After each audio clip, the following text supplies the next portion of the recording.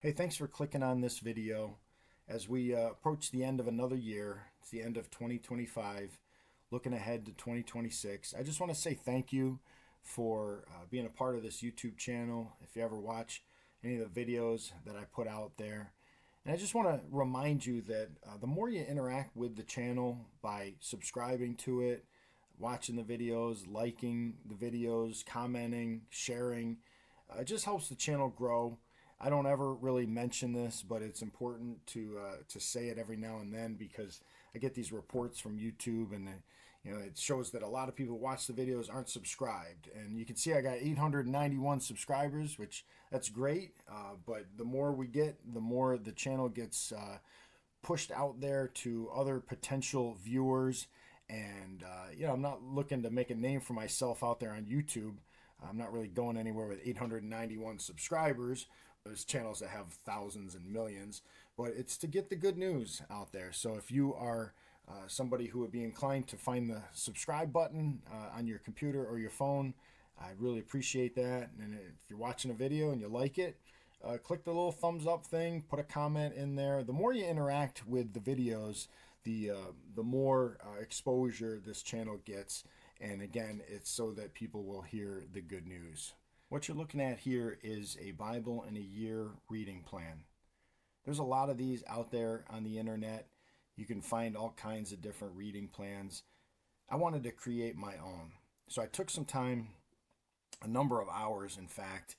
Full disclosure, I did use some artificial intelligence to help me create this. So having said that, there may be some errors, and that's one of the reasons I'm sharing this with you. One is to see if you would like to join me in going through this reading plan in the coming year. I put a link in the email that I sent to you in the Monday morning motivation if that's how you're watching this video.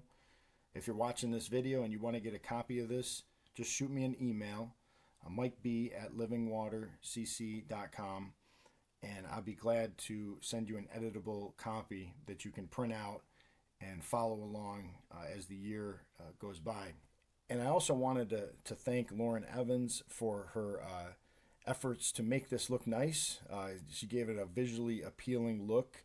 I created it, kind of came up with the color scheme and all that stuff, but she took it to another level. So thank you, Lauren, for your help in making this look good. So let me explain the layout here. You'll notice that it begins in week 0. That's because January 1st of 2026 is a Thursday, and I wanted to make it so that they were full weeks. So week 1 actually begins January 4th, and that's just the way it gets calculated out so that you can go from January to December.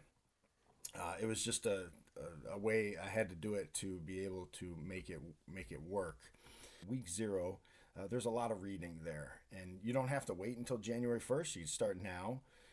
But my thought is when we do something like this and we set out at the beginning, I think we're never more motivated than when we first begin. So doing a lot of reading early on seems to work, and then it spreads out more evenly as the weeks go by.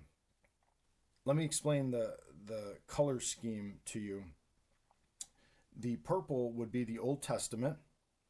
The red is the Gospels from the New Testament, and then everything else is green. So what this plan does is it walks you through the entire Old Testament sequentially from Genesis 1 all the way through to week 52, finishing with Malachi 4. So you're getting the entire Old Testament, all 39 books, no omissions, no duplications, just a straight through read. But then you'll notice each week there are red and green colors, and that would be your New Testament. And some of that is sequential. You'll notice Matthew 1, the week 0, then on to Matthew 2, Matthew 3, and that is obviously following in the order that the Gospel of Matthew is laid out. But then we have some other kind of seemingly random chapters, trying to make a connection here. And again, whether these connections are valid or not, sometimes they're not, because sometimes you just had to plug in a chapter just to make it work. But I'll give you an example. If you look at week 3 here at the bottom left, you're reading Exodus 4 to 20, which is everything leading up to the giving of the law there, the 10 Commandments in Exodus 20. I just thought it would be interesting to be reading that at the same time you're reading the Sermon on the Mount in Matthew there. So that's why you have a number of chapters in Matthew. That's Jesus' Sermon on the Mount where he magnifies the law. So there's these sort of connections made throughout the reading plan. Again, whether they're valid or not, that's where maybe you can come in and help me out. You can follow along with this reading plan and we can refine it. Because, again, sometimes there's no connection because it's just laid out sequentially. Or, again, you just had to plug in a chapter somewhere. And so if there is a connection, it's not intentional. I'll give you another example here. Like, for example, in week 33 there, reading the Proverbs. Well, as you're reading through the Proverbs, you're reading certain chapters in the New Testament and reading James, the entire book of James. I think it's 5 chapters. You're reading James, which kind of reads to me sort of like Proverbs, reading those chapters at the same time, or reading that epistle of James at the same time you're reading the Proverbs. So that's kind of the intentionality there. So yeah, that's the reason for sharing this, is to just give you an opportunity if you wanted to print this out and follow this for the coming new year. That's, Lord willing, going to be what I'm doing.